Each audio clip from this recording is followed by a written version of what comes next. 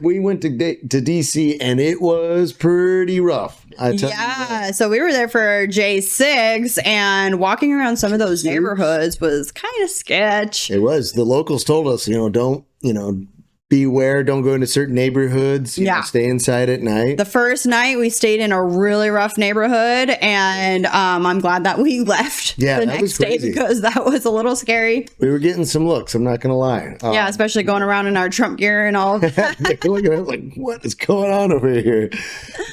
But we are a big bad gang of MAGA Republicans. And DC's getting cleaned up, so fear no more. That's right. Trump is cleaning up the streets of DC, and crime has been down for the past, 10 days now? Yeah, I think they went 7 days without a murder, without a homicide. Which is amazing. Yeah. And then you have these Democratic governors and all these other people talking bad about what Trump's doing, calling him a dictator, saying that, what he's doing is not a good thing. And it's just really, really weird because those are the same people who have the most crime in their cities. Right. Can we change the Democrat Party to the hypocrite party? And say they don't believe in democracy. They believe in hypocrisy. Exactly. Yeah. So let's see what JD Vance, our amazing vice president, has to say about that. Vance 2028. Yes. Roughshod over their cities and have been for decades. Why are Democrat governors angrier about federal law enforcement helping clean up their streets than they are about the fact that those streets need to be cleaned up to begin with? Bingo. It shows a real sickness in the head. And I agree with the President of the United States. I think most Democrats, rank and file, nobody likes crime. Republicans don't like crime. Democrats don't like crime. Independents don't like crime. Why are Democratic governors doing everything in their power to make crime easier to do in their cities? It doesn't make an ounce of sense to me. But Mr. President, I appreciate you being willing to help, and I hope these governors take you up on the offer because we should clean up all of America's streets. It's the right of every American to live in safety and comfort in their community. It's basically because anything that Trump says or does, they just take the opposite. Right. So if he doesn't like crime, then they love crime.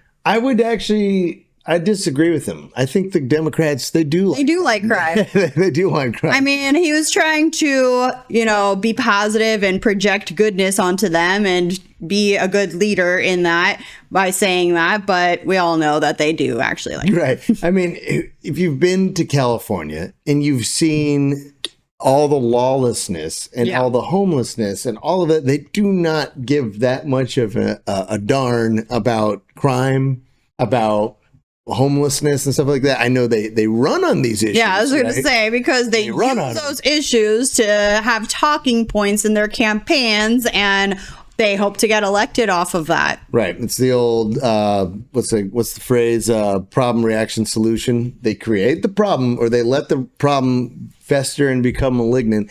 And then they step in and say, well, here's the solution. Right. More money, more power, and we'll solve it.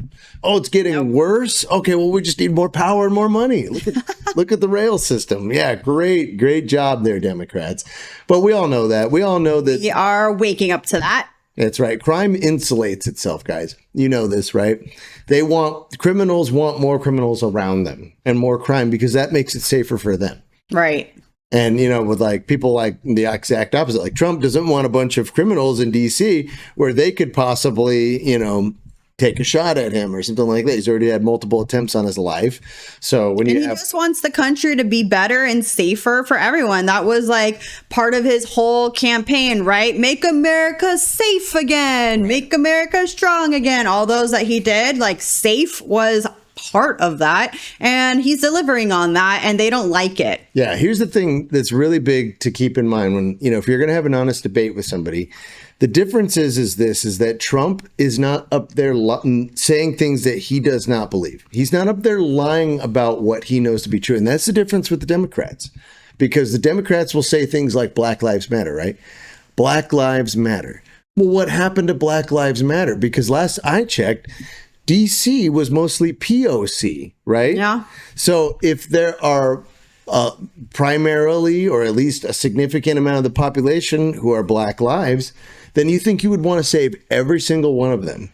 Right. So that's how you know that they are lying about their Well, they own don't with rhetoric. abortion either. So Well, there you go. The black population would be doubled if it wasn't for abortion. If we didn't have abortion, there would be twice as many black people in the country. And I don't think anybody who's not racist has a problem with that. right. So why is it that the Democrat Party says Black Lives Matter, but then yet pushes abortions? Says Black Lives Matter, but then tries to stop crime and murder in D.C., which is mostly black lives. That's how you know that they are fundamentally lying about what their rhetoric is. Yeah. And you can see that Trump is not. He actually... I know we had an order to this, but are we able to pull that up? Oh, we could come back to it. Okay. Yeah, we'll come back to it. Let's say Out of order, but No, yeah. It's just a point to be made there that when Trump says things, he's consistent to what he says, as opposed to the Democrats, they are not. But Kari Lake also had something awesome to say about this, which she should be our governor here in Arizona right now, but we all know what happened there. He's promised to send National Guard now to cities like Chicago. Governor Pritzker, J.D. Pritzker, says, don't you dare do that. How does this play out, Kari? How do you think this fight plays out? Well, I want to let you know I'm here in Washington, D.C., and a city that's in the past been incredibly unsafe but dangerous. No. What she was about to say. Now has a feeling that I can't even describe. I mean, I feel like I'm back home where I grew up in Iowa, where the streets are safe. And there are small groups of National Guard members. I will tell you, I've done it myself. I've gone up to them and said, thank you. Thanks for protecting us and helping keep the peace and keep the streets safe. And I see other people going up and thanking them as well, thanking the police for the extra patrols. And the city is safe. You can walk at night. I take my dog out for a walk at night down to the monuments, and it's just, it's absolutely safe. I think every city, taxpayers and citizens should be able to walk at night, should be able to walk during the day and not have to worry about being raped, robbed, murdered by thugs that are out on the street. So I think this is incredible. Right. And more, I'm from Arizona. You know, I'm an Arizonan, and I've had a lot of people reach out to me and say, why is Arizona not on the list of this? And I reached out to the president and said, I'm getting a lot of requests from people in Arizona who say places like Tucson and Phoenix are not safe. Arizona's not safe. Why are they being left off the list? And he said, Kari, I'll add them to the list. So he's looking at making sure that citizens across this country are safe in their communities. And if the radicals who are running these states and communities will not keep their citizens safe, then I think it is the job of our government that we pay taxes into to help protect us. Amen. Yeah. Love that. Yeah. I'm excited for that because Phoenix, downtown Phoenix is scary.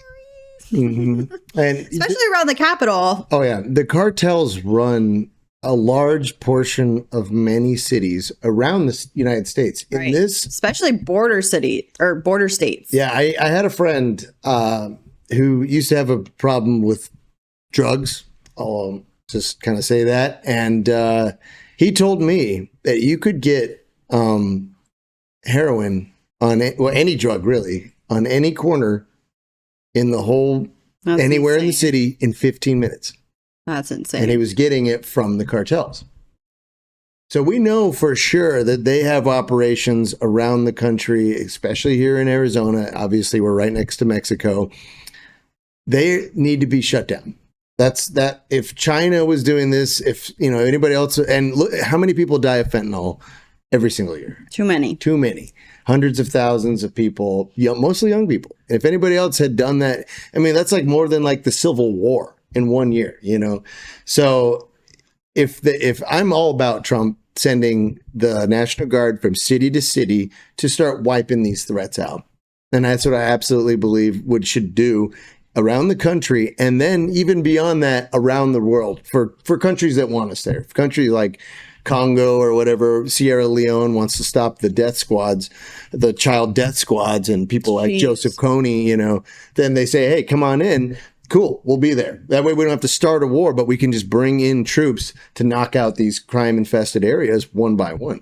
And Yeah, I mean, like, we live in like a better area, but even here at night, like, I'm not going to go walk the dog by myself. Like, I know you do, and you've even seen some sketchy people sometimes. And it's like, we're not even in like the heart of where all the crime is, but it's still, it trickles out. And so, like, even if you're in a suburb and it's supposed to be more of like a family, safer neighborhood, like, bad people are everywhere, and they, you know, they start in the main cities, but then they do trickle out. So we need to like pull the root out of this thing so that all of that goes away. Yeah, I remember even in Phoenix, we were walking the dog at night along the canal, and a biker gang. Oh my gosh, that was scary. Down, we were walking, and they almost hit us. Like, if we didn't get out of the way, they would have just ran us over. I started joking. I was like, "Oh, we gotta run!" Like, because we could hear it like down, like probably half a mile away, and I'm like, "Oh, run!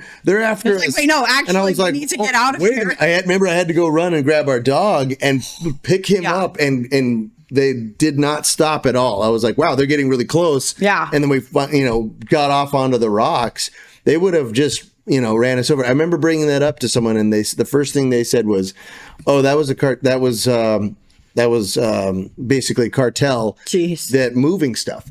And they have a whole gang of people. So even if like they try to pull them and you're not allowed to ride motorcycles down a canal. No, I'm riding motorcycles. Yeah, not like on bicycles. No, not motorcycle. Motorcycle. Like, it was crazy. Yeah, and then somebody, remember, they're like, "Oh, that's them moving stuff. They're moving something important." Where that even if the cops were, and that's why they're moving down the canal illegally on these motorcycles, so that even if the cops could pull them over, they'd only get one or two. Yeah. There and the rest of the herd, can't drive down there. Yeah, and he's not going to be able to pull over 30 different bikers on on these dirt bikes. Right. Flying. So stuff like that's happening. And then another time we were at the grocery store, and a guy like takes out his gun. Like, that was pretty wild. Yeah. Yep. I think that was just a guy that was playing too much Call of Duty, honestly. But yeah, I don't think that was a cartel guy. But well, it doesn't matter. Crime is crime. He pulled up when you look down the sights, and yikes, it was that's not okay. Okay, you can't be doing that. So anything like that needs to be nipped in the bud. Yeah, but it just shows how this is not as safe. This country is not as safe as it could be, and it needs to be. We have all the means and the resources, and it's the question of whether or not we have the will to do it. And now we finally do. At least in the White House, we do. Yeah, we're not taking any crap anymore. We don't take no crap from nobody. Well, there's too much organized crime. We all know that the organized crime, whether it's cartels, whether it's mob. We watch all these mob movies. It's not like the mob just up and moved out. You got mobs from every kind of, the Italian mafia, the Russian mafia. You got all kinds of mafias operating here in the United States. We all know this. It's on every TV show. We watch it like it's totally normal. And now it's time to make that totally gone. Yeah. We need to have normalize ending all of that. Why not? We need to stop glorifying it in our entertainment, because that's what really continues it. So. Amen. Yeah, military operation. I'm all about a military operation to remove these cartel or these what do you call them? Trump designated them as what are they? Foreign terrorist operations. Terrorist organizations. So that's what needs to happen, and I'm all for it. So if you're not, or for whatever reason, you throw it in the chat. So moving right along, let's look at some of these stats because the thing is that people keep throwing out these numbers. It's getting safer. It's getting safer.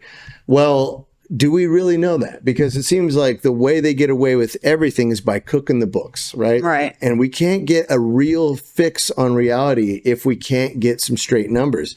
So let's take a look at this next clip here talking about how the Democrats aren't about anything straight. So yeah, that's the truth. Our capital city has been overtaken by violent gangs and bloodthirsty criminals. The president was just flat wrong when he said it's getting worse now, not getting better. Crime in D.C., including murder, has fallen sharply since that 2023 spike. It fell in 2024. It's fallen further in 2025. D.C. police commander is under investigation for allegedly making changes to crime statistics in his district. And the police union accused the department of deliberately falsifying crime data. Police supervisors in the department are manipulating crime data.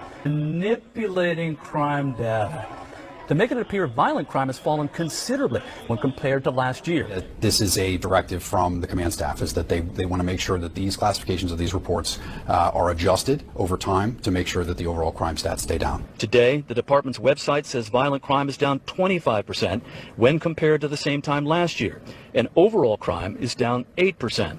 That's preposterous. There's absolutely no way crime could be down 28%. Last year, they suggested that it went down 34%. Crime in D.C., including murder, has fallen sharply since that 2023 spike. It fell in 2024. It's fallen further in 2025. There will be a lieutenant or a captain that will show up on that scene and direct those members to take a report for a lesser offense. So instead of taking a report for a shooting or a stabbing or a carjacking, they will order that officer to take a report for a theft or an injured person to the hospital or a felony assault, which is not the same type of classification. Cooking the books.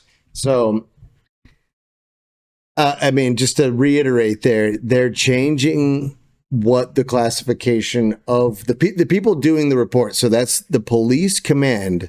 All right. People in command in DC are telling their officers on the ground to basically write their reports in a way that doesn't show that violent crime is on the rise. Homicides, carjackings, stuff like that has a particular set of classification. That right there, again, was the police, the head of the police union. So the actual people that are trying to have oversight over the actual police command are trying to blow the whistle. And now there has actually been a recent whistleblower. We don't have that footage today, but I don't believe it's been made public yet, just reported upon, that there is a whistleblower, and they are confirming that, yes, they were indeed told by police command to change how they were writing up their reports in order to show that crime was going down. And to put it into perspective, actually, we have the stats right here, right? We have some of the crime stats. As you could see there, they're trying to say it went down. So here's where it was at. We had 274 homicides in 2023, right? And now and then they said it went down to 187 homicides. I mean, ironically enough, right? 187. That's still hundreds of people. Do we have it here? No, this is just the census. Okay. Well, somehow we lost it. But anyways, we're talking hundreds of people being killed every single year. And it's mostly people of color. I remember Judge Janine showed That's how they spin the narrative too. You know, it's not just through the media. They also change the numbers and do everything that they can to form the narrative that they want. Here we go. But yeah, this shows the population and everything. And you can see here in this, Thank you, producer. The 5 largest ethnic groups in Washington, D.C. are Black or African American, non-Hispanic, 42.5%, white, non-Hispanic, 36.6%, and then other Hispanic, 4.17%, Asian, 4.0%, and so on and so forth.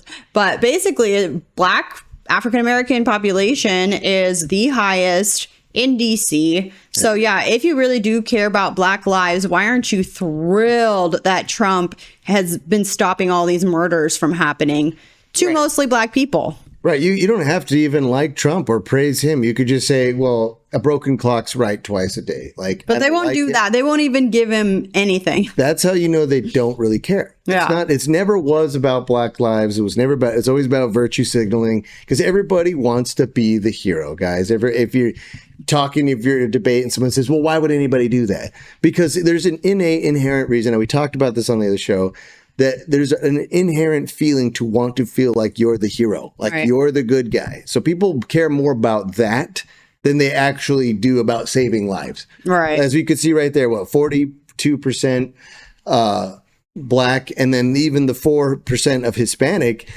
that's, you're basically at 50%, and it was only at 6% white. Right. So majority of people's lives being saved. And like I said, Judge Janine had shown some of the young teenagers. There was 19 teenagers, or young Americans, all Black, all young, murdered in there. And it's like saying, To be clear, because it's like they're saying, well, crime is down, murder is down, but they're not saying it's done. So that's the big difference to get there. Right. We need it to zero. We need to end this. Like, who cares if it's down? People are still dying. Yeah. So I want to stop end dying. it. Right. Let's end it all together, and then we can be happy about it. Right. I mean, Trump's been consistent. I want people to stop dying. They're dying, right? So, if it's down, that means it's still happening. Exactly. So essentially what they're saying is a tolerable amount of black people are dying. And it's fine. And that's fine. So you're saying a tolerable amount of black people are dying, and yet Black Lives Matter. I don't think so. It doesn't make sense rhetorically. Nope. So what does make sense is... Nothing they do is consistent. So. Right. Stop all lives from being killed. And if you have to bring in the National Guard to do that, then do it. So be it. And another thing, too, just really quick, people are like, well, why didn't he do that for the Capitol? Because he couldn't. There's a different jurisdiction for the Capitol building as there is for the general city of D.C. So there's a distinction to be made there as well. Because a lot of people are confused. Well, why didn't he send in the National Guard during J6? Because he can. He is doing things by the book. That's what, contrary to what the Democrats like to spin.